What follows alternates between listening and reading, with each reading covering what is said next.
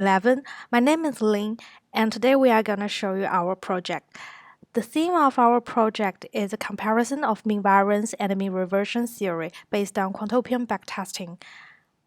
In this report, we simply evaluated and compared two portfolios based on mean-variance and mean-reversion theory using the backtesting results from quantopian. Firstly, we build the portfolio for both mean-variance and mean-reversion model. Then we generate weights for each model. Finally, we run backtesting for the comparison of both models by quantopian. The first model is based on the mean-variance theory. By looking at the expected return and variance of an asset, investors attempt to make more efficient investment choices, seeking the lowest variance for a given expected return or seeking the highest expected return for a given variance level. The efficient frontier is a set of optimal portfolios that offer the highest expected return for a defined level of risk or the lowest risk for a given level of expected return. Portfolios that lie below the efficient frontier are suboptimal because they do not provide enough return for the level of risk. Here is the example of the efficient frontier. Now we want to show you part of a Python code. Firstly, we choose 5 different stocks and then calculate the average return of each stock and the covariance of stock returns. Next, we set the minimum expected return threshold and capture the constraints. After that, we can calculate the efficient frontier weights using quadratic programming. Finally, we obtain the minimum variance portfolio weights from this function. The second model is based on mean-reversion theory. Mean-reversion is a theory suggesting that prices and returns eventually move back toward the mean or average.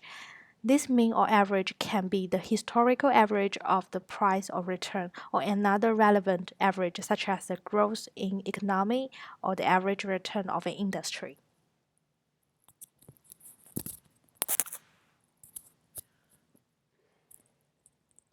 Hi everyone, my name is Wenjie Hu.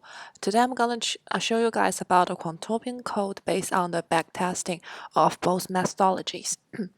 Here, our main objective is to compare the total return of both methodologies based on the data we chose in order to figure out the effectiveness of the methods to get a result of which one we need to choose. First of all, we choose 5 stocks which have high market cap based on Yahoo Finance. That is April Exxon Priceline, IBM, and GE. The reason we choose these 5 stocks is because we can retrieve relatively good performance from stocks, which accounts for big percent in the market for lower risk and stable movement. Consequently, under the same circumstances, the result will show the return representatively.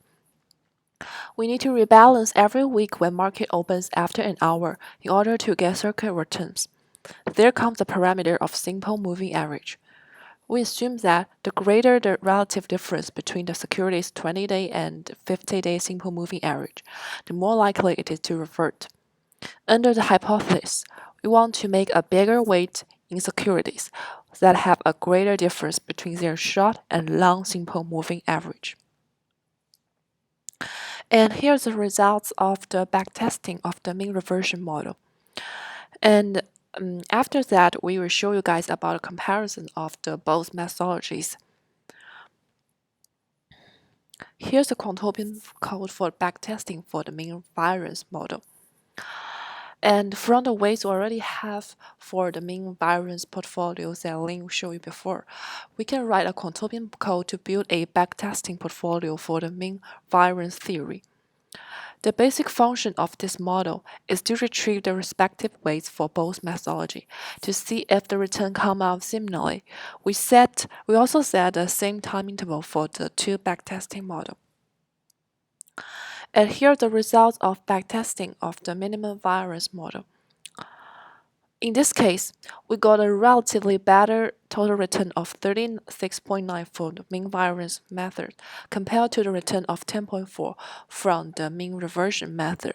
Consequently, it totally can explain why Sharpe ratio goes higher than the mean reversion part for the higher risk. All in all, the result can explain part of the comparison for both methodologies. However, the database is relatively small for the 5 high market cap stocks. And here is all our projects. Thank you guys for watching.